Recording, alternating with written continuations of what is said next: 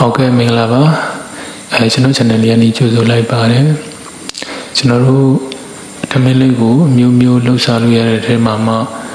ကျွန်တော်တို့ပတ်ဝန်းကျင်မှာရနိုင်တဲ့ပစ္စည်းလေးတွေပေါ့နော်ကျွန်တော်တို့ ਨੇ နီးစပ်တဲ့ဓမင်းလေးမျိုးပေါ့နော်ကျွန်တော်လှုပ်ရှားကြည့်မှာပေါ့ဟုတ်ကြည့်လိုက်အောင်ပါခင်ဗျာဟုတ်ဓမင်းလေးအတွက်မရှိမပြည့်ရင်ကြီးဘက်လိုပါတယ်ရည်ကြီးဘက်ကိုကျွန်တော်တို့နီးစပ်ရာဆိုင်တွေမှာဝယ်လို့ရပါတယ်ပြီးတော့ရှမ်းဆန်လိုပါတယ်ရှမ်းဆန်ပြီးတော့လူမျိုးရှင်းလိပ်ပေါ့နော်ရင်းလိပ်ကရှိလဲရမရှိလဲရတယ်ပြီးတော့ချက်ဥပဲဥပေါ့ကျွန်တော်တခွားဒီမွန်လာဦးနီချက်ဥကြောင့်ဆက်လက်ရပေါ့နော်ဆက်လက်မရှိတော့မွန်ညင်းရပေါ့နော်ပြီးချက်ဥကိုကျွန်တော်တို့ကြော်မယ်ကြော်ပြီးတော့ပကံထဲကိုထည့်လိုက်မယ်ပြီးတော့ချက်ဥကြောင့်တခွားဒီမွန်လာဦးနီတို့ကိုလှိဖြတ်မယ်အဲ့လိုမျိုးလှိဖြတ်ပြီးတော့ပစ္စည်းလေးစုံလာပြီဆိုရင်တော့ကျွန်တော်တို့ကဒီထမင်းဖြူကိုစီစားတခြားလေးတွေထည့်ပြီးတော့ကျွန်တော်တို့ကအရသာလေးတွေပြေဆောင်ထည့်နေမယ်နေပြီးဆိုရင်တော့ကျွန်တော်တို့ကစားလေလို့ရပါပြီဟုတ်ကဲ့ကျွန်တော်တို့ရင်းကြီးဘက်ကိုရင်းလေးလေးကိုတင်လိုက်မယ်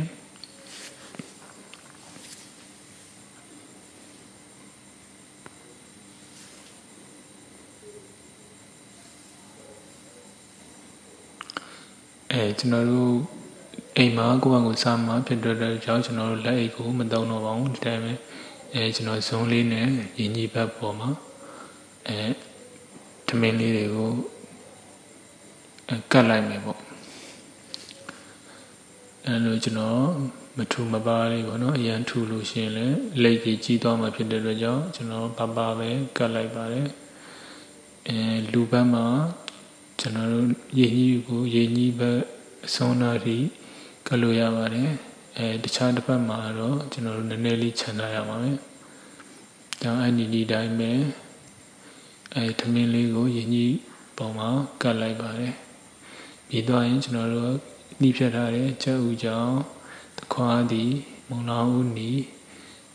ချက်ဥကြောချက်ဥပဲဥကြောထားတယ်ဟာပေါ့နော်အသားကြောင့်လေးရှင်လည်းအသားကြောင့်ထည့်လို့ရပါတယ်ကျွန်တော်တို့မုံကြီးဆက်လက်ရမရှိတော့တဲ့ကျွန်တော်မုံမြင်းဖြူကိုထည့်လိုက်ပါတယ်ပြီးကျွန်တော်တို့ကရင်းလေးလေးနဲ့ကပ်ပြီးတော့နဲ့အသားရဖိလိုက်ပါတယ်ဖိပြီးတော့ရင်းလေးအထက်ကိုပါမတော့အောင်နောက်ပြန်ဆုပ်ပြီးတော့လိပ်ပါတယ်ပြီးနောက်တစ်ချက်ထပ်လိပ်တယ်နောက်နဲ့ဆွဲလိုက်တယ်ပြီးရင်ကျွန်တော်တို့ကအစုံလေးလိပ်လို့ရပါပြီနည်းလေးဖိလိပ်လေးလိပ်လိုက်ပါတယ်ဒါဆိုရင်တော့ရပါပြီကျွန်တော်တို့ရင်လိပ်မပါဘဲနဲ့လိပ်ကြည့်မယ်ရင်လိပ်မပါရင်ဘယ်လိုဖြစ်သွားမလဲပေါ့ကျွန်တော်ပကံလေးတွေကိုထည့်ပြီးတော့ခုနလိုပဲထမင်းလေးတွေရင်ကြီးမှာကတ်လိုက်မယ်ပေါ့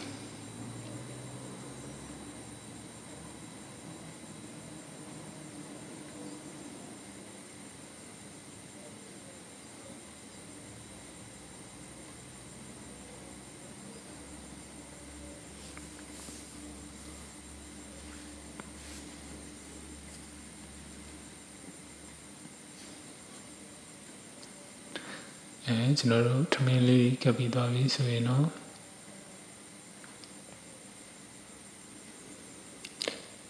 ကျွန်တော်တို့ပါဝင်ပစ္စည်းရောချောက်ကြောင်တခွာဒီမုံလောင်ဦးနီစလက်ရချောက်ပဲဦးကျော်အသားကျတဲ့သူတွေလည်းကျွန်တော်တို့ဝတ်သားကြောင်ချက်သားကြောင်တို့လိုမျိုးထည့်လို့ရပါတယ်ပြီးတော့ကျွန်တော်တို့မုံလာဦးအချင်းလေးကြာလို့ရှိရင်လည်းမုံလာဦးချင်းထဲလိပ်လို့ရပါတယ်ကဲကျွန်တော်လိပ်ကြည့်လိုက်မယ်ရှင်းလိပ်မပါပဲနဲ့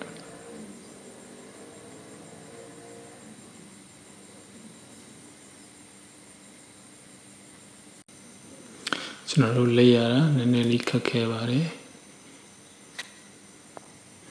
ကျွန်တော်တို့နည်းနည်းလေးထိန်းပြီးတော့လိပ်ရပါတယ်ဒါပေမဲ့ရင်းလိပ်မရှိတဲ့သူတွေအတွက်ဆိုရင်တော့အဆင်ပြေပါတယ်ရင်းလိပ်မပါလဲလိပ်လို့ရပါတယ်ဆိုတော့ဒါပေမဲ့နည်းနည်းလေးချစ်လက်မှုတော့မရှိပါဘူးရင်းလိပ်နဲ့ကတော့ချစ်လက်မှုရှိပါတယ်ကဲကျွန်တော်တို့အဲ့ဒါပြီးသွားပြီဆိုရင်နောက်တစ်မျိုးကကျွန်တော်တို့နောက်ပါဝင်ပစ္စည်းတွေကိုအကုန်လုံးနှိဖြတ်လိုက်မယ် လီးဖြတ်ပြီးတော့ပိုင်းသေးသေးလေးလီးဖြတ်ပြီးတော့ရောပဲပေါ့နော်ရောပြီးတော့ကျွန်တော်တို့ကထမင်းထဲမှာထည့်နေမယ်ထမင်းဖြူထဲမှာဒီပါဝင်ပစ္စည်းလေးတွေအကုန်ပိုင်းဖြတ်ပြီးတော့ရောနေမယ်စီစားချုံမောက်မချုံမောက်မပေါ့စီစားတကြားထည့်ပြီးတော့ကျွန်တော်တို့နေလိုက်မယ်နေပြီးတော့ကျွန်တော်တို့နောက်တစ်မျိုးလေ့ကြည့်မယ်ပေါ့နော်နားလို့ကျွန်တော်တို့အချောင်းလိုက်မထည့်ပဲနဲ့ဒီကောင်ကတော့အကောင်လုံးကိုရောနေပြီးတော့ကျွန်တော်တို့လေ့ကြည့်လိုက်မယ်ရတာဘယ်လိုကွာတော့လဲဆိုတော့စားကြည့်မှဒီမှာပေါ့နော် spicy meat yeah boy လေကားတာရောဘယ်လိုဖြစ်မလဲပေါ့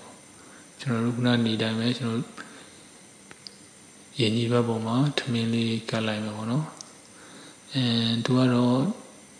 ပါဝင်ပစ္စည်းကိုနဲပြီးတော့ထမင်းများရင်ပိုကောင်းမယ်လို့ထင်ပါတယ်ဘာဖြစ်လို့လဲဆိုတော့ထမင်းများမှာသူကနည်းနည်းတဲတည်ကြစ်လိမ့်မှုရှိမယ်ပေါ့ကျွန်တော်စမ်းလေးကြည့်လိုက်ပါမယ်ခုနနေတိုင်းပါပဲရင်လိတ်ထဲကိုပါမသွားနည်းနည်းလိမ့်မယ်နောက်ဆွဲမယ်နည်းနည်းလိမ့်မယ်နောက်ကိုဆွဲမယ်ပေါ့ရင်လိတ်ထဲကိုပါမသွားတော့နေထားရအောင်ကျွန်တော်တို့တစ်ပတ်ပြည့်အောင်ရေးချလေးချလိုက်မယ်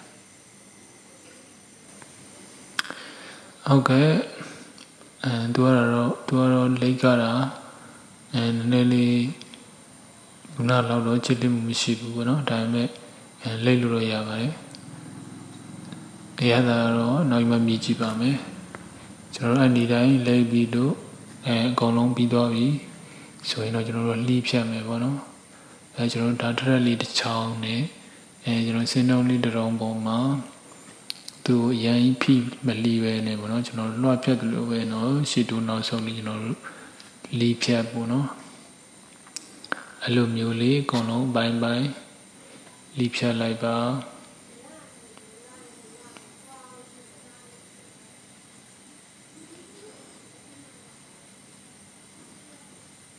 ဒီပြတော့မဆိုပါဘူးကျွန်တော်တို့ပြည်ထွက်မသွားပဲနဲ့အဆင်ပြေပါတယ်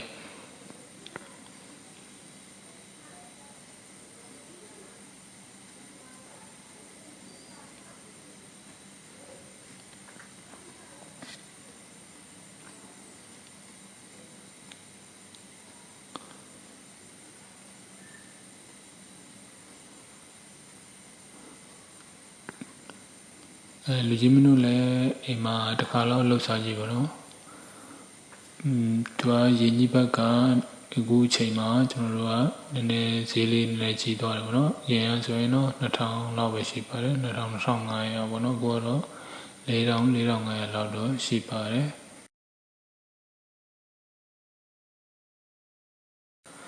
ကျွန်တော်တို့လှီးဖြတ်ပြီးသွားပြီဆိုရင်ကျွန်တော်တို့ကအပကန်ခုထဲကိုထည့်လိုက်မယ်ထည့်သွားရင်ကျွန်တော်တို့မီယိုနီစ်ပေါ့နော်မီယိုနီစ်ရှိလို့ရှိရင်မီယိုနီလေးကျွန်တော်တို့ကဆန်လိုက်မယ်ဆန်ပြီးတော့ကျွန်တော်တို့ကင်ချီရှိမယ်ဆိုရင်ကင်ချီလေးနဲ့တွဲပြီးတော့စားလိုက်မယ်ဆိုရင်တော့အရသာရှိပြီးတော့စားလို့ရန်ကောင်းပါပါ why ကျွန်တော်တော့ပြီးရင်ဆွဲပါတော့မယ်ဟုတ်ကဲ့ကျွန်တော်ဒီဗီဒီယိုလေးကိုဆုံးထိကြည့်ခဲ့ပြီလို့ကျေးဇူးတင်ပါတယ်ကျွန်တော် channel လေးကိုလည်း subscribe လုပ်ကနေလုပ်ပေးသွားကြပါဦး